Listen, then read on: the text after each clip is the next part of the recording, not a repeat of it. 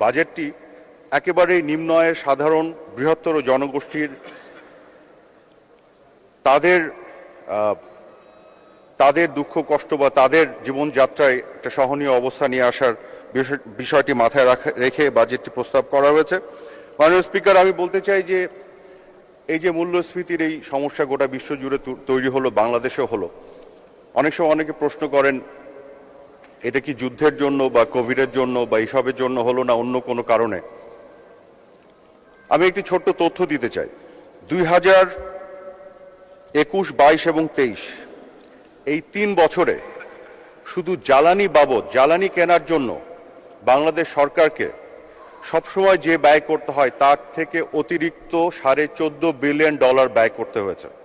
অর্থাৎ কোভিড যদি না হতো, পরবর্তীতে রাশিয়া এবং ইউক্রেন যুদ্ধ যদি না হতো, তাহলে জ্বালানির বাজার যদি স্থিতিশীল থাকতো, তাহলে কিন্তু এই $14.5 বিলিয়ন বাংলাদেশ ব্যাংকের রিজার্ভে এখন থাকতো, এবং তাহলে এই মুহূর্তে অনেক সমস্যায় কিন্তু আমাদের পড়তে হতো না।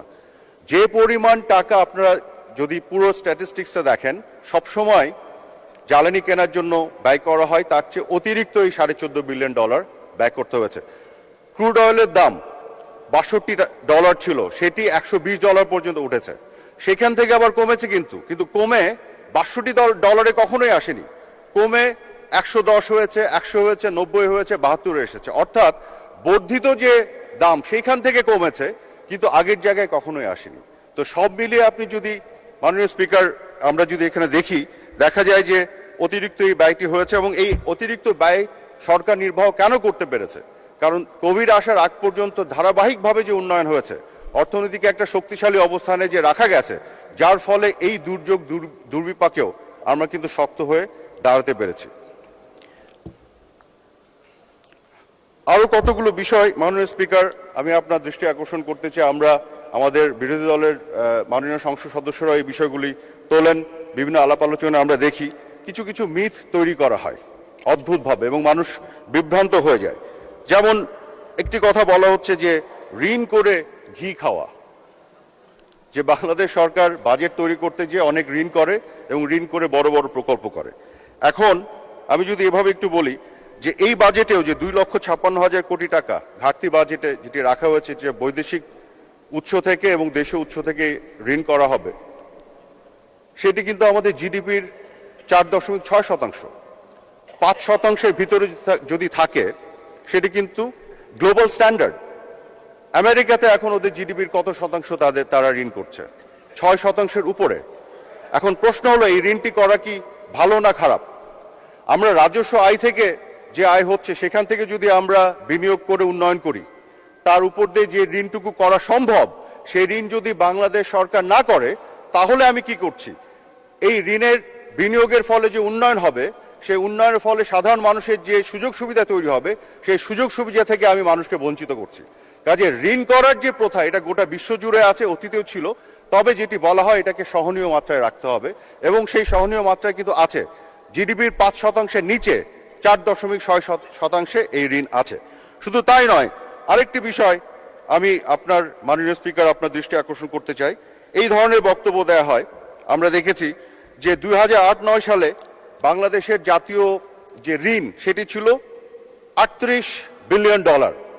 অনেকে দেখে বলবেন এটা বাড়তে বাড়তে বাড়তে $149 বিলিয়ন হয়ে গেছে। আমাদের বিরোধী দলের মাননীয় সংসদ সদস্য অনেকে এগুলো বলেন, বিভিন্ন আলোচনাতে সভা সমাবেশে বলা হয়, এবং $1 বিলিয়ন এত বেড়ে গেছে ঋণ, আমরা ঋণগ্রস্ত হয়ে গেছে। এইটা কিন্তু অর্ধেক তথ্য। পুরো তথ্য হচ্ছে যে আমাদের যখন $38 বিলিয়ন ঋণ ছিল, তখন আমাদের সম্পদের পরিমাণ, জিডিপির আকার কত ছিল? তখন জিডিপির আকার ছিল $110 বিলিয়ন। আজকে যখন $149 বিলিয়ন ঋণ, তখন জিডিপির আকার $420 বিলিয়ন। পৃথিবীর কোথাও শুধু ঋণ দিয়ে একটা দেশ ঋণগ্রস্ত কিনা সেটা মাপা হয় না, সবসময় তার সম্পদ এবং জিডিপির সাপেক্ষে মাপা হয়, যে কারণে টার্মিনোলজিটাই বলা হয় ডেট টু জিডিপি রেশিও। তো আমার যখন $38 বিলিয়ন ঋণ ছিল, তখন আমার ডেট টু জিডিপি রেশিও ছিল 34%, এবং এখন যখন $149 বিলিয়ন ঋণ, তখন ডেট টু জিডিপি রেশিও 36%। আমি তো একই জায়গাতেই আছি। বরং আমাদের $420 বিলিয়ন জিডিপি আকার হওয়ার পরেও আমরা যদি $140 বিলিয়ন যদি আমাদের এই ঋণটি আমরা না করি তাহলে আমরা জনগণকে দেশকে উন্নয়ন থেকে বঞ্চিত করছি, সেটি হবে একটি খারাপ ডিসিশন। 55 যেটি বলা হয় আমাদের টোটাল এই মুহূর্তে আমরা যদি ডেট টু জিডিপি রেশিও দেখি সেটি কত পার্সেন্ট আছে, 36%, যেটা আমি বললাম।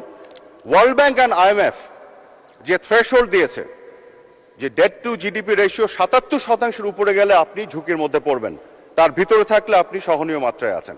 এবং এই যে ঋণের পরিমাণ বাংলাদেশের আমাদের জিডিপি সাপেক্ষে, সেই ঋণের পরিমাণ যদি রেশিও দেখেন, এই সাউথ এশিয়াতে বাংলাদেশ সবচেয়ে ভালো অবস্থায় আছে, পৃথিবীর বহু উন্নত দেশের চাইতে বাংলাদেশ ভালো অবস্থা আছে। কাজে অর্ধেক তথ্য দিয়ে দেশ খুব খারাপ অবস্থা আছে এই ধরনের কিছু বক্তব্য দেওয়ার চেষ্টা করা হয়। আসলে সঠিক তথ্য, পূর্ণাঙ্গ তথ্য দেওয়া উচিত। আমি এই প্রসঙ্গে আরো দু একটি বিষয় এখানে উল্লেখ করতে চাই মাননীয় স্পিকার। যেমন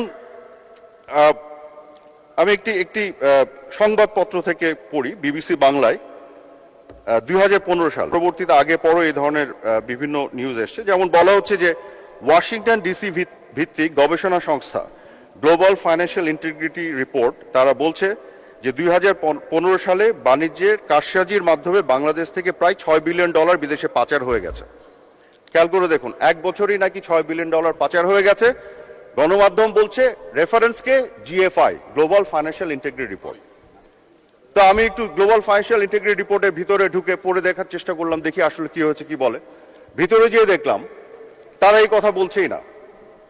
জিএফআই গোটা পৃথিবীর প্রত্যেকটি দেশ নিয়ে, কোথায় ক্যাপিটাল ফ্লাইট নিয়ে তারা স্টাডি করে। তারা বলে একটি দেশের কি পরিমাণ মুদ্রা পাচার হওয়ার সম্ভাবনা আছে, estimate of the potential miss invoicing, যে কারসাজির কথা তারা বলছে। অর্থাৎ বাংলাদেশের অর্থনৈতিক সক্ষমতা অনুযায়ী $6 বিলিয়ন পর্যন্ত পাচার হওয়ার একটা এস্টিমেট তারা দেয়, সম্ভাবনার কথা বলে। তারা অ্যাকচুয়াল ফিগার বলে না যে পুরোটাই পাচার হয়েছে বা তার অর্ধেক হয়েছে বা 10% হয়েছে। অথচ আমাদের গণমাধ্যমগুলো বলে দিচ্ছে পুরোটা পাচার হয়ে গেছে, যেটা মিসকোট করছে জিএফআই কে, অসত্য সংবাদ দেওয়া হচ্ছে। এগুলোকে আবার কোট করে সংসদে আমাদের অনেক মাননীয় সংসদ সদস্যরা রেফারেন্স হিসেবে ব্যবহার করেন। আমরা যদি একটু পুরো রিপোর্টটা পড়ে দেখি তাহলে এগুলো কিন্তু পরিষ্কার হবে। এবং কন্ট্রাডিক্টরি, সাংঘর্ষিক কিছু রিপোর্ট। আমি আরেকটি রিপোর্ট বলি, ডেইলি স্টার বাংলা কিছুদিন আগে লিখেছে। তারা কি বলছে, বিশ্বের বিভিন্ন দেশে বাংলাদেশিদের প্রায় $5.91 বিলিয়ন অফশোর সম্পদ আছে, যা বাংলাদেশের মোট জিডিপির 1.3%। আচ্ছা, $5.91 বিলিয়ন অফশোর সম্পদ আছে। তো জিএফআই রিপোর্ট যদি সঠিক হয়, যেটাকে মিসকোট করে তারা বলার চেষ্টা করছে প্রত্যেক বছর $6 বিলিয়ন, তাই 15 বছরে তো $75 বিলিয়ন থাকার কথা। এই রিপোর্টে আবার কি করে আসলো $5.91 বিলিয়ন? এটাও কিন্তু সাংঘর্ষিক।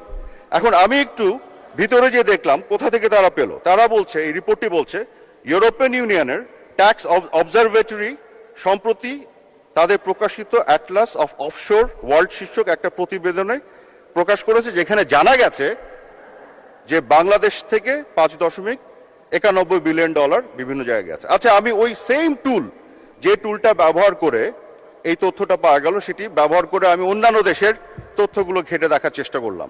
তথ্য ঘাটতে গিয়ে আমি কি পেলাম, বাংলাদেশের যে রিপোর্টে বলা হচ্ছে আমাদের জিডিপির তুলনায় এই যে অফশোরে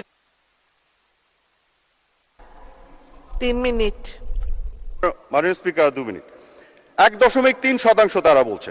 আচ্ছা, অস্ট্রেলিয়ার ক্ষেত্রে আমরা দেখলাম তাদের যে সম্পদ পাওয়া গেছে সেটা কত পার্সেন্ট, তাদের জিডিপির তুলনায় সেটা 12%।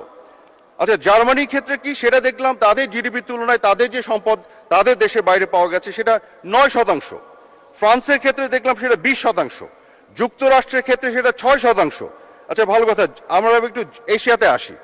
জাপানের ক্ষেত্রে দেখলাম 8%, দক্ষিণ কোরিয়ার ক্ষেত্রে দেখলাম সেটা 7%, এবার চীনের ক্ষেত্রে দেখি সেটা 12%, পাকিস্তান, শ্রীলঙ্কা সেখানে দেখলাম 3%, 2%। অর্থাৎ বাংলাদেশের ক্ষেত্রে এটা লোয়েস্ট।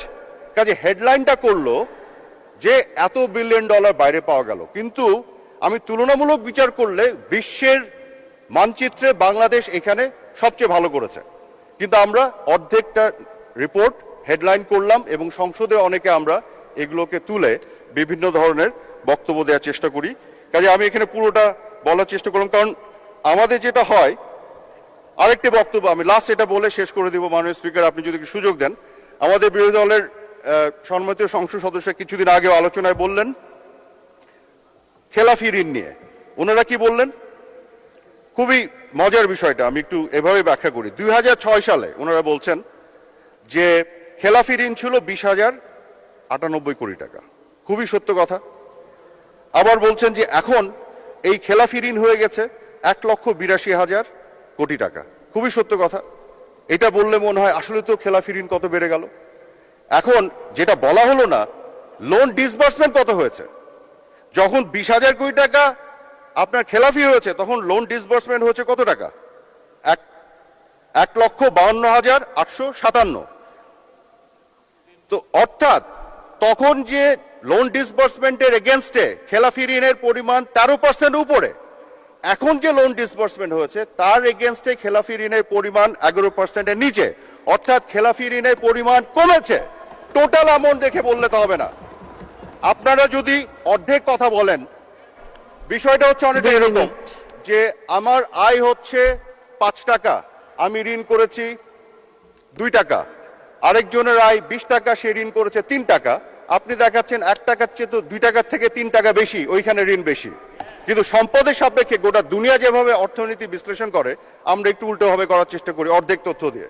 তো এই বিষয়গুলো আজকে তুলে ধরার চেষ্টা করলাম। মাননীয় স্পিকার, আপনাকে অনেক ধন্যবাদ। জয় বাংলা, জয় বঙ্গবন্ধু।